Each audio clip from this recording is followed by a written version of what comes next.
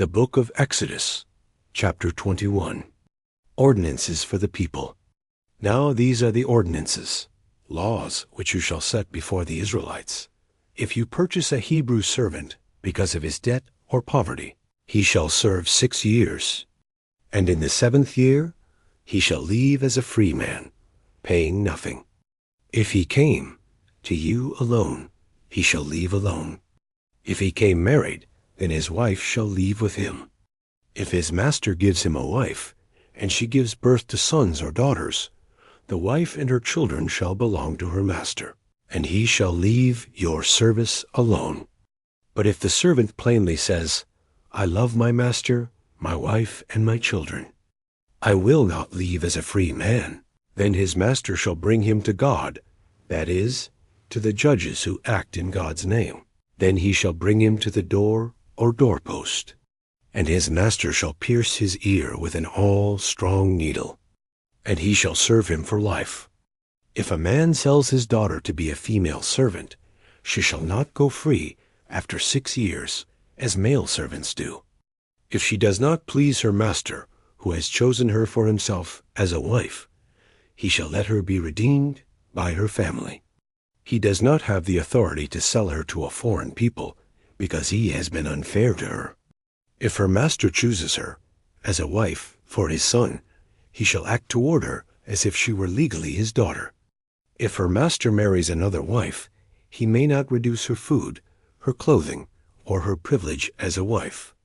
If he does not do these 3 things for her, then shall she leave free without payment of money. Personal injuries. Whoever strikes a man so that he dies must be put to death. However, if he did not lie in wait for him, but God allowed him to fall into his hand, then I will establish for you a place to which he may escape for protection until duly tried. But if a man acts intentionally against another and kills him by design through treachery, you are to take him from my altar, to which he may have fled for protection, so that he may be put to death. Whoever strikes his father or his mother must be put to death. Whoever kidnaps a man, whether he sells him or is found with him in his possession, must be put to death. Whoever curses his father or his mother or treats them contemptuously must be put to death. If men quarrel and one strikes another with a stone or with his fist, and he does not die, but is confined to bed, if he gets up and walks around leaning on his cane, then the one who struck him shall be left physically unpunished. He must only pay for his loss of time at work and the costs of treatment and recuperation until he is thoroughly healed.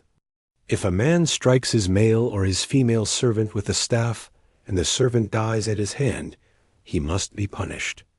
If, however, the servant survives for a day or 2, the offender shall not be punished, for the injured servant is his own property.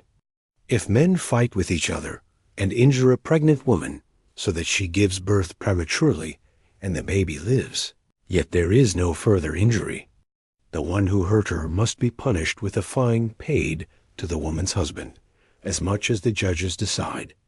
But if there is any further injury, then you shall require as a penalty life for life, eye for eye, tooth for tooth, hand for hand, foot for foot, burn for burn, wound for wound, bruise for bruise. If a man hits the eye of his male servant or female servant and it is destroyed, he must let the servant go free because of the loss of the eye. And if he knocks out the tooth of his male servant or female servant, he must let the servant go free because of the loss of the tooth. If an ox gores a man or a woman to death, the ox must be stoned, and its meat shall not be eaten. But the owner of the ox shall be cleared of responsibility. But if the ox has tried to gore on a previous occasion, and its owner has been warned, but has not kept it confined, and it kills a man or a woman, the ox shall be stoned, and its owner shall be put to death as well. If a ransom is demanded of him in return for his life, then he shall give whatever is demanded for the redemption of his life. If the ox has gored another's son or daughter, he shall be dealt with according to this same rule. If the ox gores a male or a female servant, the owner shall give to the servant's master 30 shekels of silver, the purchase price for a slave, and the ox shall be stoned. If a man leaves a pit open, or digs a pit and does not cover it, and an ox or a donkey falls into it, the owner of the pit shall make restitution. He shall give money to the animal's owner, but the dead animal shall be his. If one man's ox injures another's so that it dies, then they shall sell the live ox and divide the proceeds equally. They shall also divide the dead ox between them. Or if it is known that the ox was previously in the habit of goring, and its owner has not kept it confined, he must make restitution of ox for ox, and the dead animal shall be his.